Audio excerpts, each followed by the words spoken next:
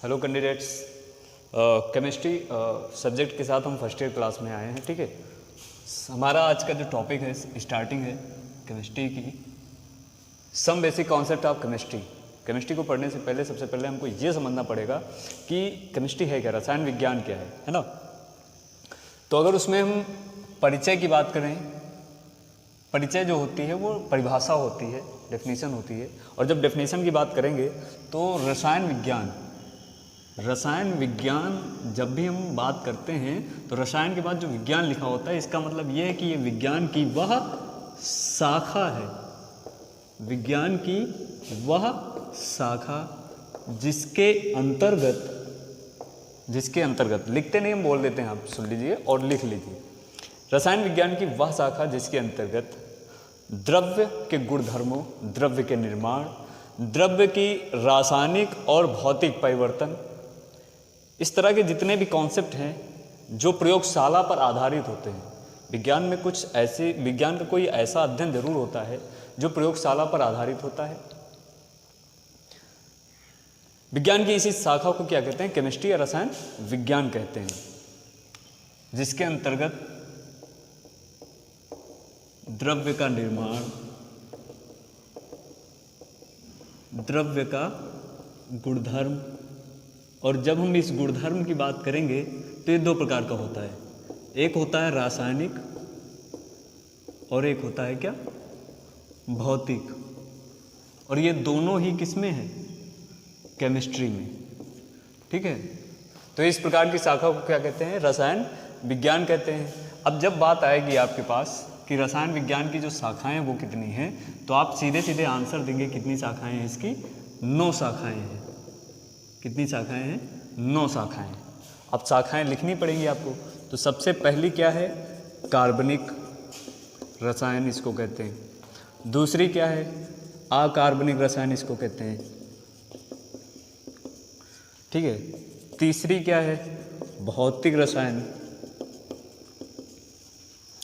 चौथी क्या है? विश्लेषिक रसायन। पांचवी क्या है? जीव रसायन या जैविक रसायन या बायोलॉजी जिसे आप लोग कहते हैं। ठीक है, छठी क्या है? रासायनिक भौतिकी है ये, रासायनिक भौतिकी। सातवीं कौन सी है? रासायनिक भौतिकी के बाद हम लोग बात करेंगे कृषि रसायन की, कृषि रसायन। फिर 8वें नंबर पर आएगी आपकी औद्योगिक रसायन। फिर 9वें नंबर पर आती है आपकी औषधीय रसायन। ठीक है ना। तो इन 9 आपके सामने लिखे हुए हैं। अब इनका मतलब क्या है? ये अलग अलग क्यों रखी गई? भाई अगर सेम होता, एक ही जैसी होती, तो इनको अलग अलग नहीं रखा जाता। तो ये जो आपके सामने लिखी हुई है कार्बनिक रसायन, इसमें क्या होता है कि कार्बन के द्वारा बने हुए सारे यौगिक, सभी प्रकार के आयंस, मिश्रण, कुछ भी हो, सबका अध्ययन कार्बनिक रसायन के अंतर्गत ही किया जा सकता है। अब उस अध्ययन में क्या क्या होगा? अध्ययन में क्या होता है? अध्ययन में होता है प्रयोग, फिर निर्माण विधि, फिर उसके उपयोग, गुणधर्म, उनकी अभिक्रियाएं इत्यादि। ठीक है, ये अध्ययन होता है।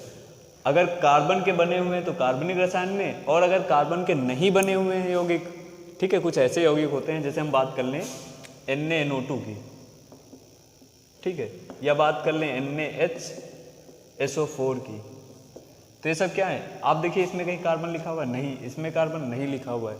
तो ये हैं अकार्बनिक यौगिक। और जितने भी अकार्बनिक यौगिक होते हैं उन सभी का अध्ययन, प्रयोगशाला पर आधारित अध्ययन, अकार्बनिक रसायन के द्वारा ही किया जाता है। इसको कहते हैं ऑर्गेनिक केमिस्ट्री और इसको कहते हैं इनऑर्गेनिक केमिस्ट्री। ठीक है, अब बात करेंगे भौतिक रसायन की। बहुत से लोग इसमें कंफ्यूज भी हो जाते हैं। भौतिक रसायन कुछ नहीं है, आप समझिए।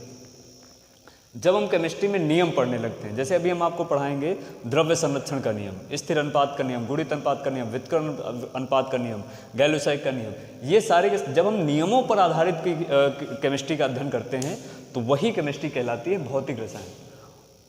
ठीक है।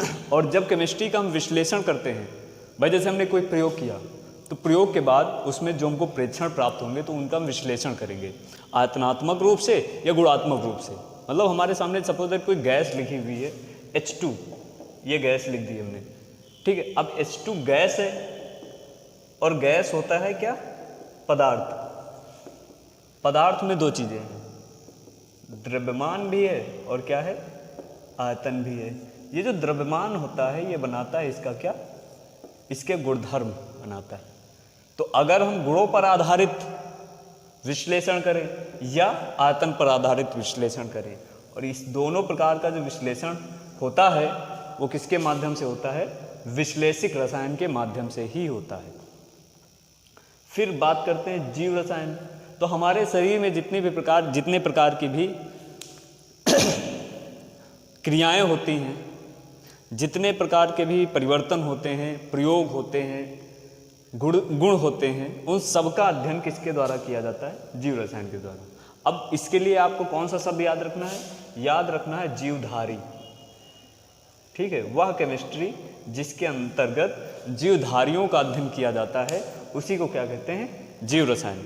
आगे जाके ये उपशाखाओं में परिवर्तित बदलती है, ठीक है, जैसे वनस्पति विज्ञान अलग हो जाती है इस प्रकार से।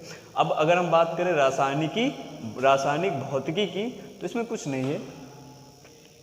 जब हम प्रेक्षणों का अध्ययन करते हैं भौतिकता के आधार पर तो वो रासायनिक भौतिकी ही होती है, ठीक है। फिर हम बात करें कृषि रसायन की, तो जब हम उपजता फसल इस प्रकार से अध्ययन करते हैं, फसल का अध्ययन करें, उपजता का अध्ययन करें, भूमि का अध्ययन करें, मृदा संरक्षण का अध्ययन करें, इस प्रकार से जितने भी कृषि पर आधारित अध्ययन किए जाते हैं वो कृषि रसायन कहलाते हैं।